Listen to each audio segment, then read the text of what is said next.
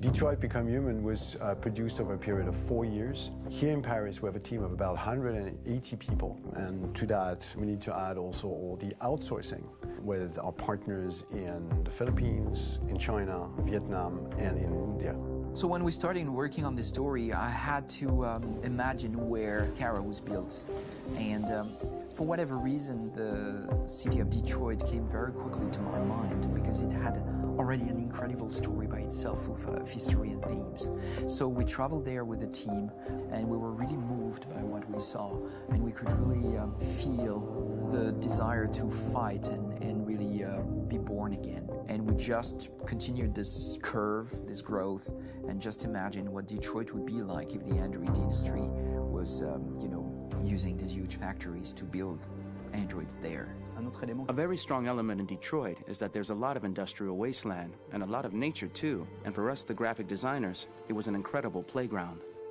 The destroyed zones which we wanted to preserve, we appropriated them to turn into something else. Then in the areas that needed to be rebuilt, we were able to imagine our Detroit of the future. We didn't want to make a science fiction universe, but a world of anticipation. If we chose science fiction, we could have imagined flying cars, extraterrestrials, but those things are very far from our current everyday life. Anticipation is more about gleaning from our contemporary reality, the one we know, because Detroit is set in 2038, and 2038 is tomorrow. The difficulty we had was sticking to reality. That is to say, technology becoming more and more invisible, a lot more elegant, and at the same time, making it visual. So all the computer equipment, autonomous cars, we simply had to invent.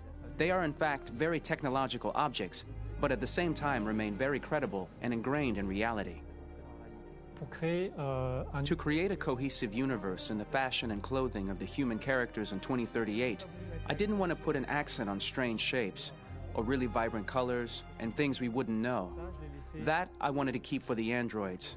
The goal was to create something familiar which we can identify with in this future setting. Working on the artistic direction for the androids was a bit special because this is a project about the place they could occupy in the human world. It was out of the question for them to be too beautiful or too perfect. They had to correspond to every social class, rich and poor. Inspired by everyday utilitarian clothes, I brought a modern touch by adding dynamic display surfaces, the armband we can see on the side, the triangle on the front and back, an LED. Like that, there's no confusion. Wait. You're sending an android? All right, ma'am. We need to go. You can't do that. Why aren't you sending a real person? Once we cast the actors, we travel to meet them in order to scan their faces. We record the structure of their face with the scan, and we record the colors and patches of skin with photography. Once we have this information, we will use this as a basis for modeling and creating the characters. The artist will make it more realistic, but will also enrich it. He will propose ideas which we will develop together. Finally, we will have a character with character who corresponds to the project and the world. When the actors come to Quantic Dream, we show them the design, what their image will be, and what they will look like in the game. This extra information gives them another dimension and color to connect with emotionally.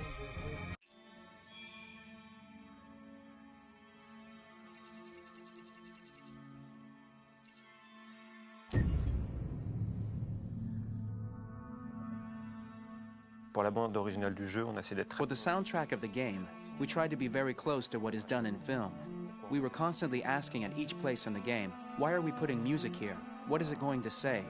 So we focused the music on bringing emotion, which is interactive, and supports the character's arc. I'm sorry, honey.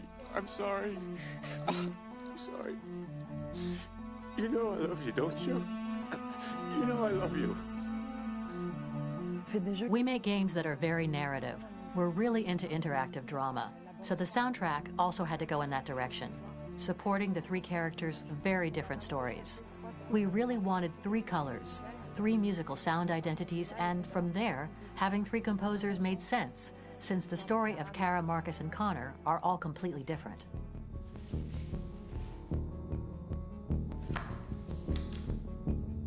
recognize him?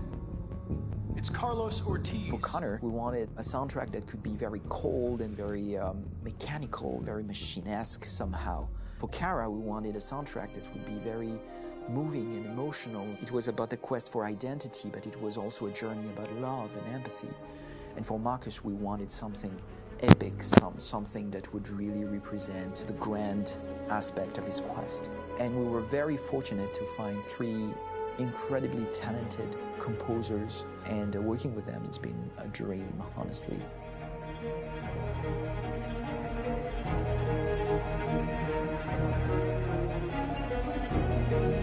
My name is Philip Shepherd, and I'm a composer and a cellist and a producer. And today we're at Abbey Road Studio One, which is my favourite studio in the world. And today we're recording the soundtrack for Kara from Become Human.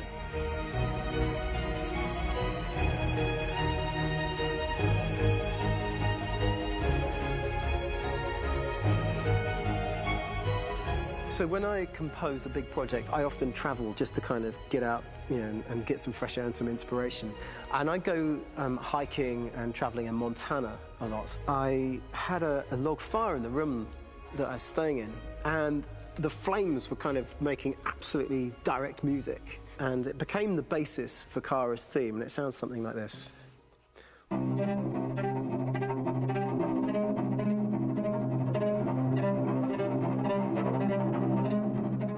Now, over the top of that, I found a little theme that just seemed to fit over the top, which is taking Kara's name, Kara, and just using like a 2-syllable motif, and it sounds like this.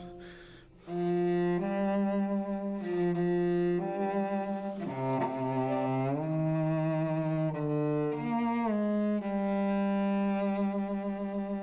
going to pull through this, Alice. As long as we're together, nothing can hurt us.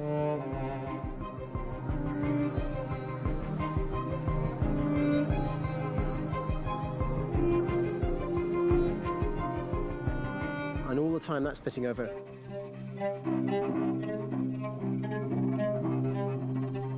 So it kind of works in lots of levels. And in fact, every single theme in the score has one of those elements built into it, and it becomes sort of the DNA of every single tune.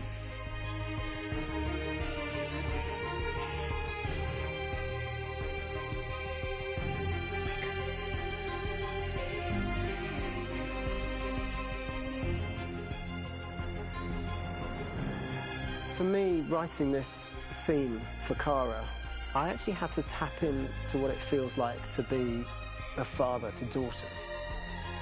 I really had to tap into everything I feel about my daughters and thinking, well, if I had to write music for them and that sense of trying to protect them but also give them the freedom, that's totally where it came from. Because each composer has been given the sort of narrative responsibility for very different characters, I haven't had to sort of go into other styles. I can actually be very loyal to this particular character and sort of hopefully encapsulate her. But it means also I've suddenly become very connected to this character. And if for some reason it goes to game over early, I'm getting mortified, you know? They're over there! Starting a new project, for me personally, it's always finding the right tone, finding the right color, I like to call it. For me, it's finding that right texture that actually sits against picture really well. One of the biggest things is I created custom instruments for Connor.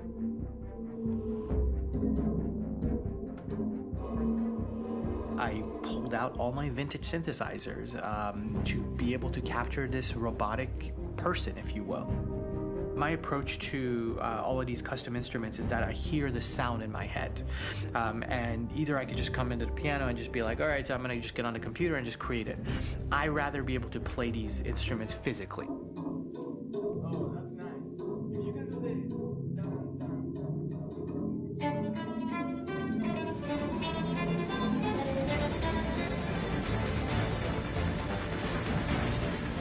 As soon as you see Connor the first time, there is a really interesting thematic idea that you hear, and that's just made out of a Moog synthesizer, but completely manipulated in multiple ways. And it's robotic. It has a little bit of an emotional to it. He's on his mission, so you feel that as well. So it just kind of gives you that cold, motionless, with a mission in hand that you kind of feel throughout the whole thing.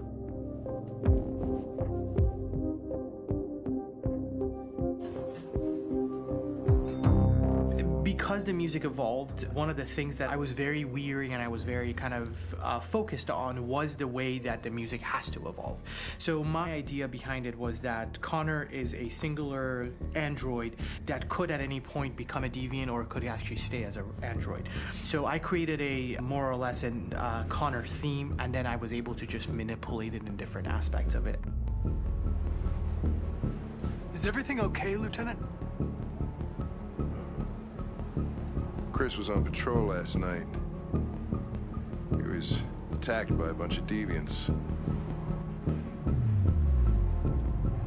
I'm a human being writing for a robot, and throughout Connor's journey, he meets someone, he meets a partner. So how do you deal with a robot feeling? And I've met a partner that I'm gonna work with, or all of a sudden he sees a dead body. Does this robot have an imagination? Does this robot have a feeling? And if yes, how do you translate that into non-emotional music?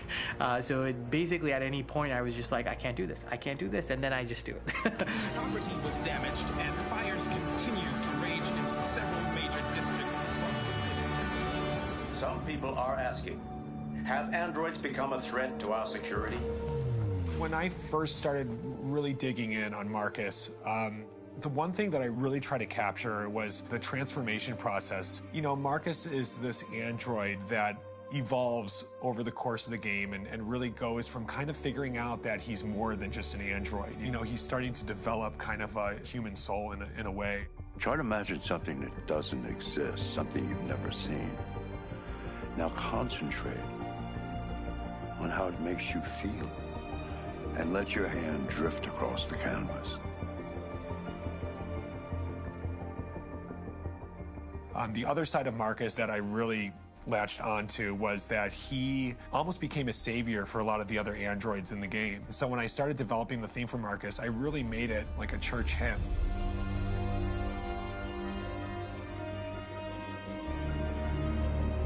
I wanted it to be very simple. I wanted to make it a chordal melody. I really wanted to make it almost like a Bach hymn. The tough thing with that is it had to be recognizable. If I made it too complex from a harmonic standpoint, it would be hard, I think, for people to kind of pick it out and recognize it. It's very acoustic derived, but it's also been treated with a lot of effects and things to kind of put it into the space that I felt the sound should be in. It can be beautiful, it can be haunting, it can be extremely powerful from an action standpoint, and I'm really happy with the way it turned out. The music is there, but it's subliminal and it's emotional, and people are feeling it, and it's not distracting. And that's tricky with a game like this, where you have to have a lot of ins and outs like that, where the music kind of has to get in and out of these moments. This is a war we're fighting with the humans. If we fail, they'll destroy us. I think the game's been put together so well where I just wanted to make sure that I wasn't ruining the emotion.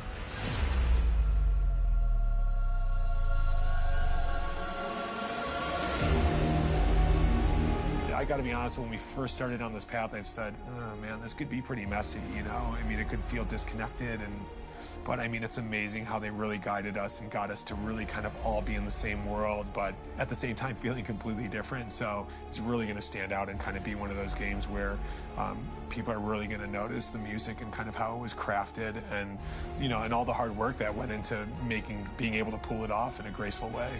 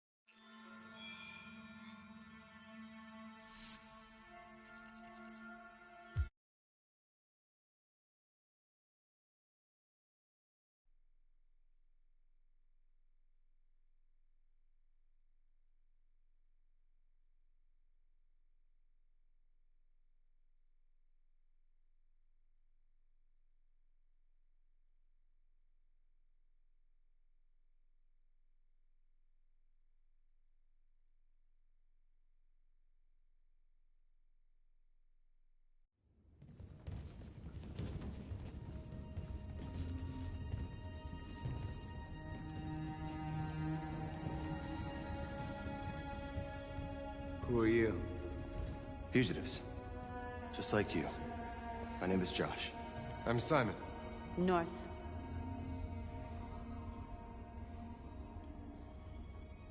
I don't understand. I thought Jericho was a place where androids lived in freedom. We do live in freedom. It may not be what you hoped for, but here we have no master. We don't belong to anybody. And you knew that only an android could follow the trail, didn't you? Only those who are like us can find Jericho. If you could decipher the signs, it's because one of us trusted you enough to give you the key. There's a place where we can be free. Find Jericho!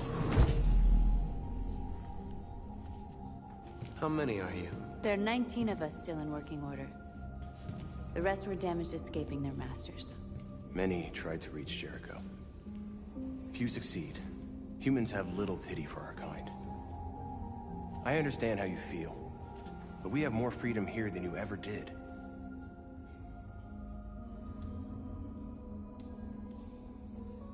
Waiting in the dark for something to happen? That's not how I see freedom. You're lost. Just like the rest of us. We didn't ask for this. All we can do now is deal with it. You're safe here. You can stay with us as long as you want. Go and see Lucy. She might be able to help you.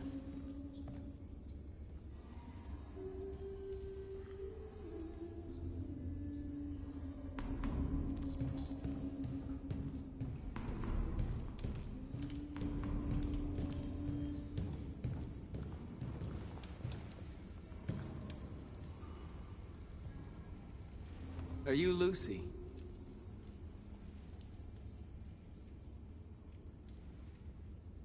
Sit down.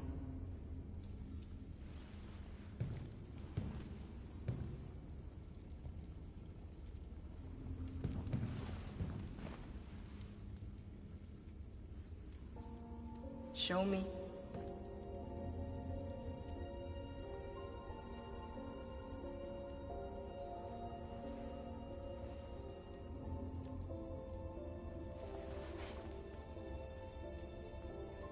I'll stop the bleeding.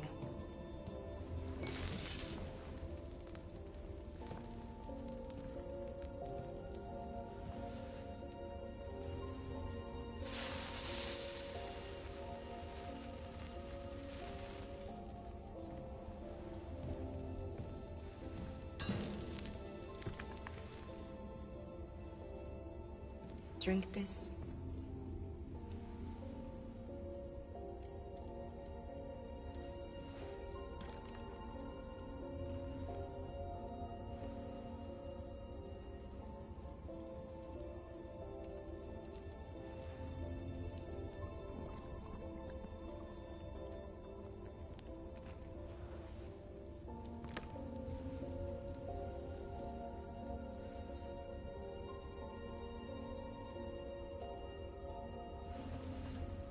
Give me your hand.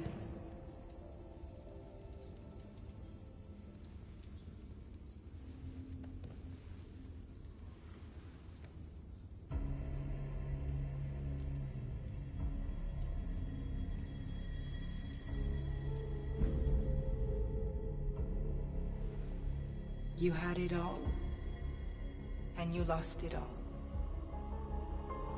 You've seen hell, and now hell lives in you. Your heart is troubled. A part of shadow and a part of light. Which will prevail? Your choices will shape our destiny.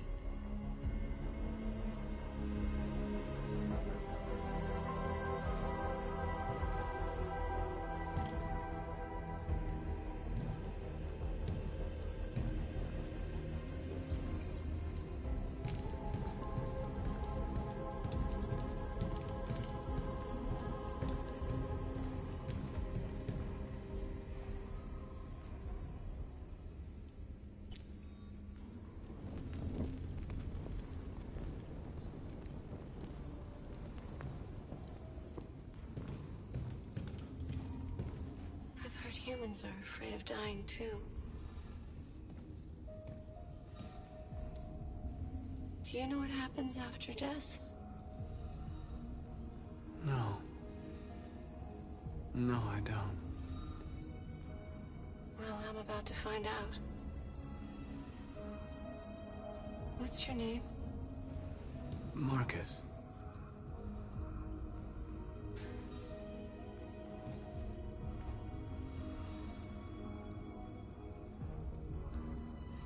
I was glad to meet you, Marcus.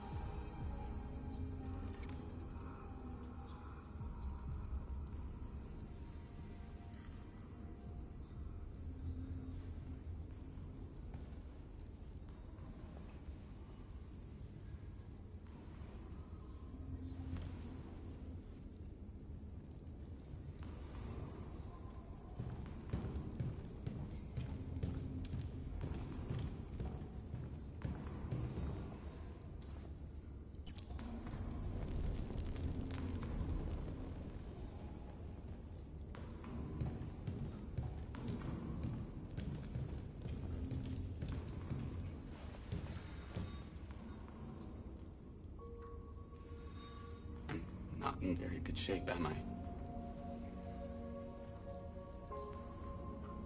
My diagnostic program isn't working. I don't think it would have anything good to say anyway. What happened to you? They tied me to the back of a car. I think they wanted to have fun. I don't want to shut down. No, I don't want to shut down.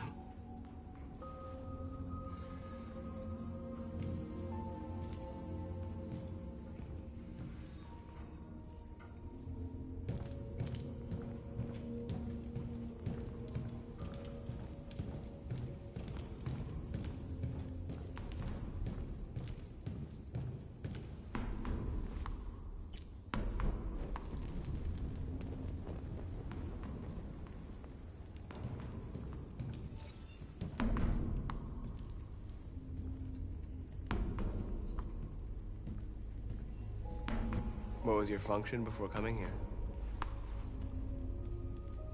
What do you care?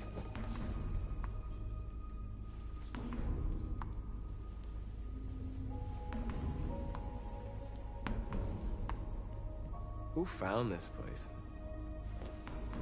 Nobody knows anymore. Whoever he was, his body's probably laying somewhere on this boat.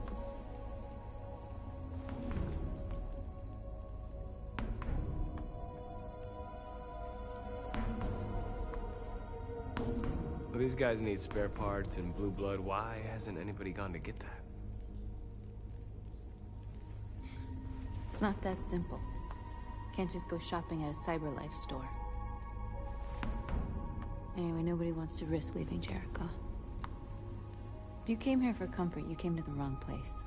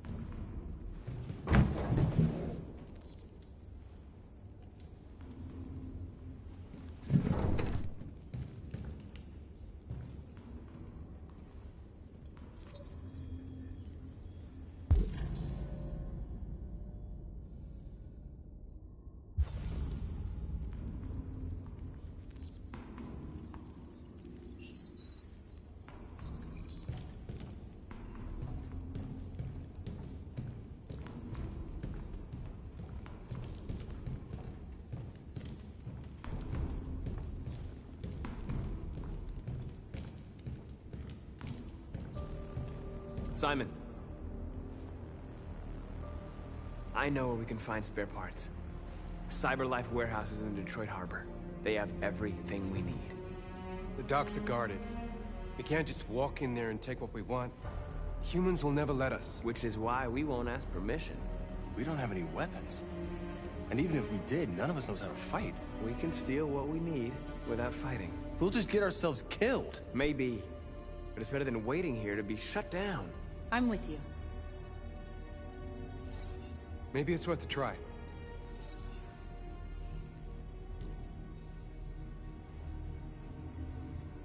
Okay. I'm in.